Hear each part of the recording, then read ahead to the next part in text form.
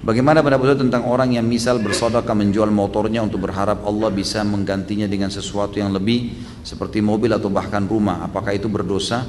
Apakah ini termasuk orang-orang yang dimaksudkan Allah dalam surah Hud ayat 15-16? Barang siapa yang menghendaki kehidupan dunia dan perhiasannya, niscaya kami berikan kepada mereka balasan pekerjaan mereka di dunia dan sempurna, dan mereka di dunia tidak akan dirugikan.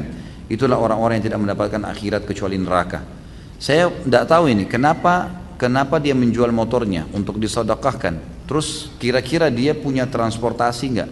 Untuk apa dia sedekahkan motor itu gitu? Kita harus lihat dulu ya, sesuai dengan kondisi dan keadaan. Kalau tidak ada sebab, tidak ada sesuatu, dia hanya mau bersedekah secara umum, sementara kendaraan itu dibutuhkan buat dia untuk keluarganya. Maka ini anjuran ulama untuk tidak bersedekah dengan motor itu. Nah, tidak ada sesuatu yang mendesak. Tapi lagi dikumandangkan jihad, butuh sumbangan, gitu. Ada banjir, ada sesuatu memang yang tidak bisa kalau kita nggak sedekah, karena terbuka peluang besar. Nah itu jual. Itu yang dilakukan oleh para sahabat. Jadi pada saat dipanggil oleh Nabi SAW jihad, mereka akhirnya menarik semuanya apa yang mereka milikin, gitu kan. Tapi kalau sedekah secara umum tidak tahu dan tidak jelas arahnya kita mau sedekah kemana, cuman berharap nanti kalau saya sedekahkan ini kepada fakir miskin misalnya yang saya temuin, maka Allah gantiin saya mobil. Allahu alam, ini yang saya tahu ulama menganjurkan untuk jangan, kecuali memang dia bersedekah pun tanpa dengan motor itu, bisa dengan doa, bisa dengan sedekah sekecil apapun, Allah SWT berikan dia mobil, bukan mustahil, gitu kan? Bukan mustahil. Jadi sesuaikan dengan kondisi. Kalau kondisinya memang mendesak seperti kasus jihad, ada memang hal-hal yang membutuhkan kaum muslimin dibantu, ada orang miskin yang memang betul-betul depan mata kita lagi sakit parah, atau ada kerabat kita dan tidak ada lagi dana, ada teman dekat lagi mau dioperasi, kalau enggak dia akan mati misalnya, gitu kan. Lalu kita jual apa yang kita miliki dari mobil, dari motor, itu insya Allah akan ada nilainya sendiri, akan ada nilai pahalanya itu. Itu kalau tidak salah ada kejadian di Saudi beberapa waktu lalu, saya baru ingat. Jadi ada seseorang, saya dikirimkan beritanya oleh teman saya dari Jeddah, semoga Allah jaga beliau, sahabat dekat saya, dan dia menceritakan ada satu kota, saya juga lupa kota apa itu di Saudi, tapi kisah nyata terjadi baru ini saja. Ada seseorang rupanya bersahabat, kemudian temannya itu meninggal dunia dan punya utang. Waktu disampaikan kepada kerabatnya, karena dia tahu temannya ini berutang, disampaikan kepada anak istrinya tidak mau tahu karena nggak ada bukti katanya.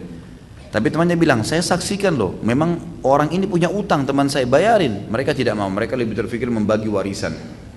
Ringkas cerita, orang ini tiba-tiba berpikir, dia merenung malam, bagaimana nih hukumnya? Saya tahu teman saya ini punya utang, kerabatnya nggak ada yang mau bayar, padahal uangnya ada, yang ditinggal warisan ada, gitu kan? Cuma dia tidak sempat bayar, meninggal dunia. Maka karena kerabatnya tidak ada yang mau bayar, dia bilang, di dalam kisah ini dikatakan dia pun berijtihad, dia mengambil hartanya yang dia miliki, kalau tidak salah itu hari mobil, dijual sama dia mobilnya, kemudian mobil itu dijadikan duit lalu dilunasi utangnya, dilunasi utang temannya ini dengan berharap temannya supaya tidak punya masalah, gitu kan.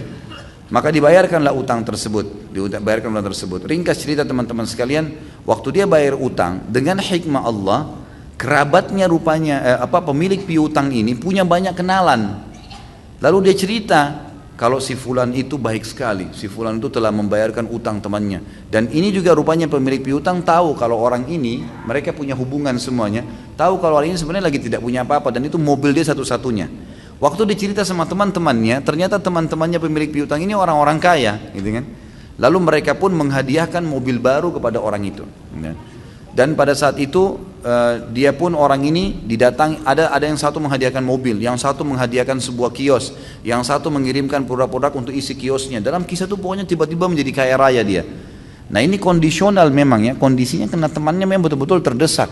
Nah, makanya saya bilang tadi, kalau ada sasaran berbeda. Kalau nggak ada sasaran ini mungkin lebih baik jangan, terlebih lagi kalau antum memang membutuhkannya.